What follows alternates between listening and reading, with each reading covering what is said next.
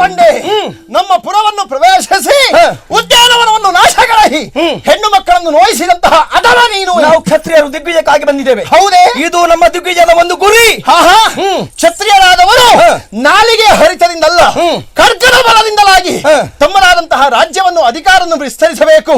ನೀವು ಹಾಗಲ್ಲ, ಬಲವಿಹೀನರೆಂದು ತಿಳಿದು ಹೆಣ್ಣು ಮಕ್ಕಳ ಮೇಲೆ ಕೈ ಮಾಡಿದರೆ, ಕಳ್ಳನಂತೆ ವ್ಯವಹರಿಸಿದರೆ ಶಶಿಪ್ರಭೆ ಯಾವತ್ತೂ ಶಿಕ್ಷೆಗೆ ಅರ್ಹರಾದವನು ಬಿಟ್ಟವರಲ್ಲ. ತಾಂಡದ ಕಮಲದ ಜೀರ್ಣ ಗೊತ್ತಾ ನಿನಗೆ?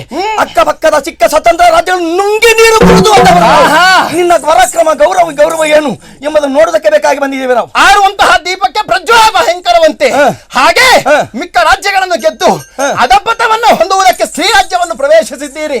ನಿಮ್ಮನ್ನು ಬಿಡುವುದಿಲ್ಲ. ಆ ಶಬ್ದ ನಿನಗ ನನಗ ನಾನು ನೋಡ್ತೇನೆ.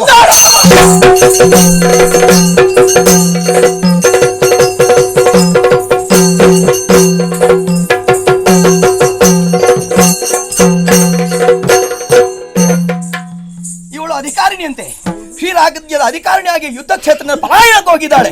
ಹಾಗೆ ಇವಳನ್ನು ಅಷ್ಟು ಸುಲಭವಾಗಿ ಬಿಡುವುದಕ್ಕೆ ಸಾಧ್ಯವಿಲ್ಲ. ಹೇಳುವುದನ್ನು ಕೇಳಿದೆ, ಬೆಂಬಲಕ್ಕೆ ಕೆಲವೆಲ್ಲ ಮಂದಿ ಇದ್ದಾರೆ ಅಂತ ಹೇಳುವುದಕ್ಕೆ ಮಾತ್ರ ಶ್ರೀರಾಜ್ಯ. ಈ ಶ್ರೀರಾಜ್ಯವನ್ನು ರಕ್ಷಣೆ ಮಾಡೋದಕ್ಕೆ ಯಾರು? ಗೌರವರೂಪಿ.